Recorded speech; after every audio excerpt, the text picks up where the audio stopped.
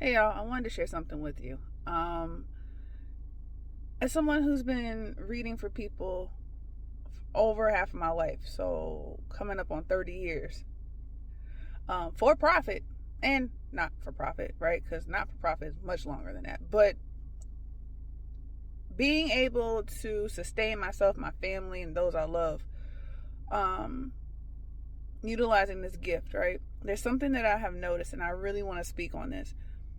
Simply because someone offers a service in a way that you like it does not mean that they are superior at times to everyone else offering the same service. What do I mean by that? There are more, I'm not the only person out here doing it, right? Like, there are so many readers out there, right? Seers, healers, practitioners of the spiritual arts, however they choose to label and package themselves, or brand themselves, I should say.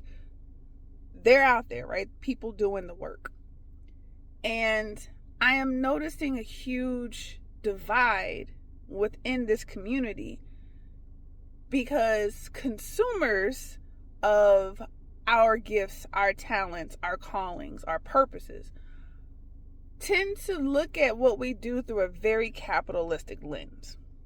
And they assume that because someone offers something at a discounted rate, that means that they are better and their gift is pure than somebody who is charging a little bit more, right?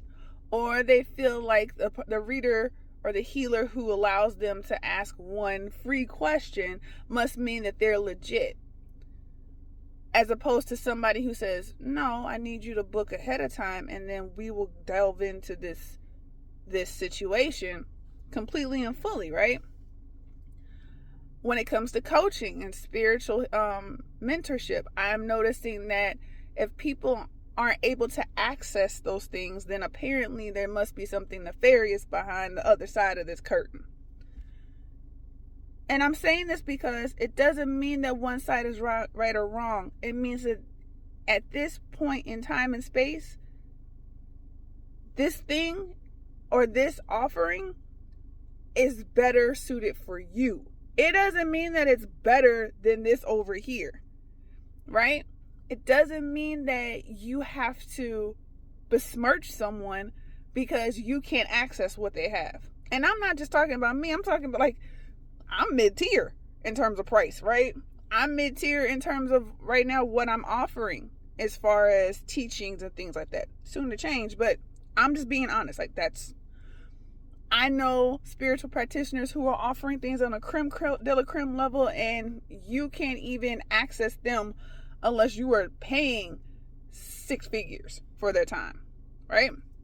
But then I also know practitioners that are friends of mine that only do Etsy readings, right?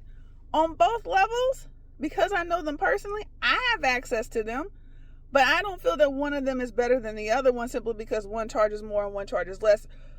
It's just what is more accessible to you. What is best for you to be able to engage with right now where you are in your journey. So all that to say, please stop pitting spiritual practitioners against one another by saying, oh, well, this person offers this and they're better because, like, trying to one up us against one another. Like, stop. Just stop. Maybe you're not in a season in your life where you need to be accessing this person's gifts.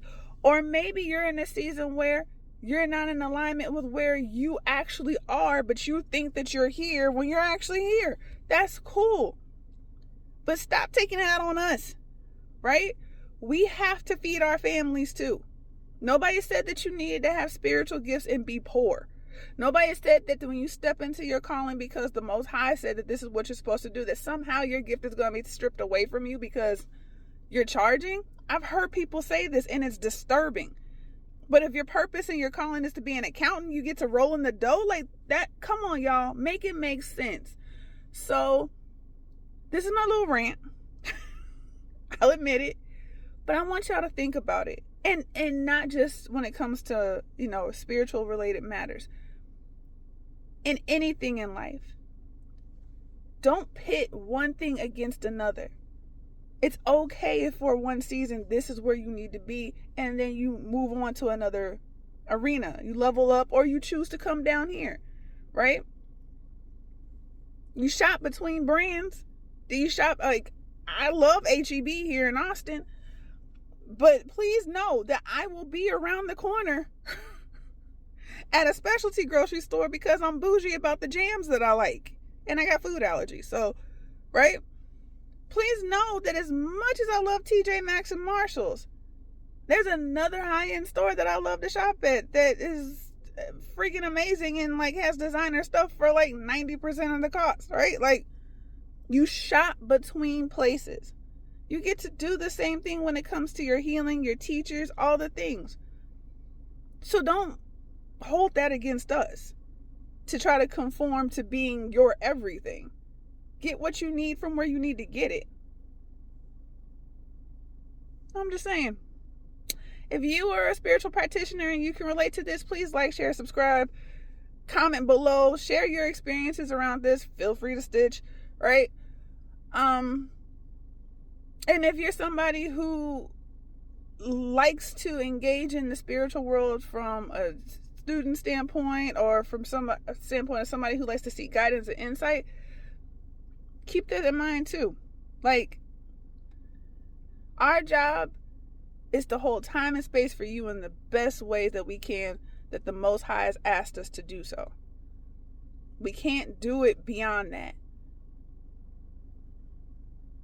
Keep your gazes forward, y'all.